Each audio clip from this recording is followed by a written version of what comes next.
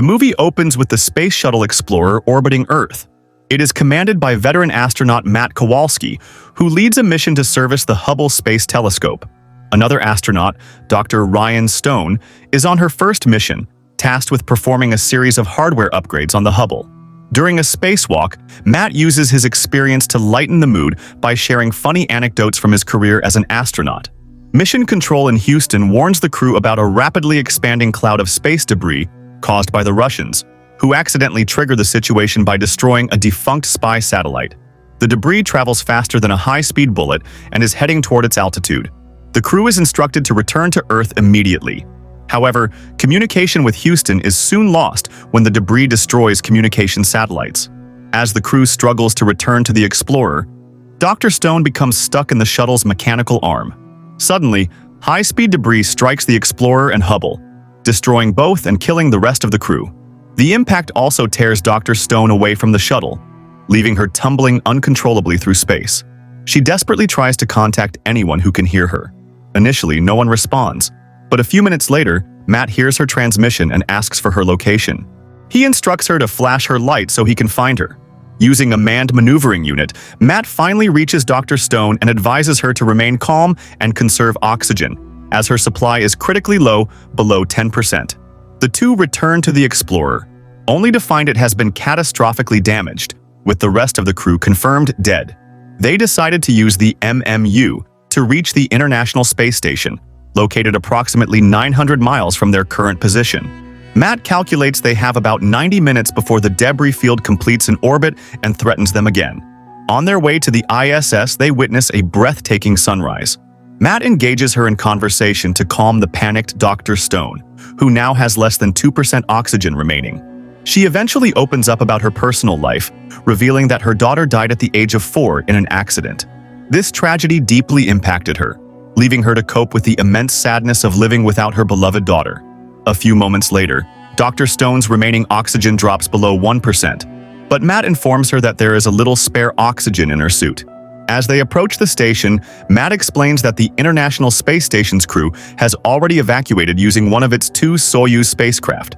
However, the remaining Soyuz spacecraft is damaged, as its parachute is unusable for a return to Earth. Due to this, Matt suggests they use the damaged Soyuz to travel to the nearby Tiangong Space Station, located 60 miles away, to board the Shenzhou spacecraft as their last hope to return safely to Earth. Using the last of their remaining maneuvering fuel, the two desperately attempt to grab onto the International Space Station to stabilize themselves. However, their speed makes it impossible to slow down their drift sufficiently, and their tether ultimately snaps when it catches on one of the station's solar panels. Fortunately, Dr. Stone's leg becomes entangled in the Soyuz capsule's parachute cords, preventing her from floating away entirely. At the same time, she manages to grab onto the strap on Matt's suit, creating a moment of hope. However, it quickly becomes clear that the cords are too loose and weak to support the combined weight of both of them. As a result, Matt decides to detach himself from the tether to save Dr. Stone, allowing her to be pulled back toward the station, while he tragically drifts away into the vast emptiness of space. An alarm on Dr. Stone's suit begins to blare, signaling a critical warning that she is dangerously close to inhaling carbon dioxide. The loud sound startles her, disrupting her focus and causing panic to set in. Her breathing becomes erratic, and she starts to lose consciousness. Matt, who is still within communication range, urgently instructs her to enter the International Space Station and launch the Soyuz capsule immediately to ensure her survival. Dr. Stone weakly promises not to give up and insists that she will come back to save him once the Soyuz is launched. Fighting against her fading awareness, she miraculously manages to access the station through its airlock, collapsing inside as she regains consciousness. Inside the station, Dr. Stone tries desperately to contact Matt or Earth. But when there is no response, she is struck by the devastating realization that she is now completely alone. Before she can process the gravity of her situation, a sudden fire erupts within the station. Frantically, she tries to extinguish it, but her efforts fail, and the flames rapidly spread. Left with no choice, she makes a desperate dash to the Soyuz capsule. Though she has only practiced launching it in a simulator, she must now rely on those skills to escape. However, as she attempts to detach, she forgets that the parachute is still entangled, hindering her escape. Dr. Stone performs a critical spacewalk to cut the tangled parachute cables. Unaware that 90 minutes have passed, she is caught off guard as the debris field returns, destroying the station. Forced to act quickly, she rushes into the Soyuz and angles it toward the Tiangong station. However, her hope fades upon realizing the Soyuz is out of fuel. Desperate, she broadcasts a radio transmission, hoping someone will hear, though the odds seem impossibly slim. Unexpectedly, Dr. Stone's radio transmission is received by someone on Earth, but they cannot understand each other due to a language barrier. Overwhelmed by hopelessness, she resigns herself to her fate and shuts down the cabin's oxygen supply, planning to end her life. As she begins to lose consciousness, Matt seemingly appears inside the capsule. He scolds her for giving up and encourages her to fight. Matt suggests using the Soyuz's soft landing rockets to propel the capsule toward Tiangong Station. Before disappearing completely, Matt gives Dr. Stone one final piece of motivation, telling her that if she truly wants to return to Earth, she must keep fighting. Once she realizes that Matt's appearance is merely a hallucination, her will to survive reignites. Being determined, Dr. Stone restores the spaceship's oxygen supply and, remembering Matt's suggestion, rigs the Soyuz's landing rockets to propel the capsule toward Tiangong.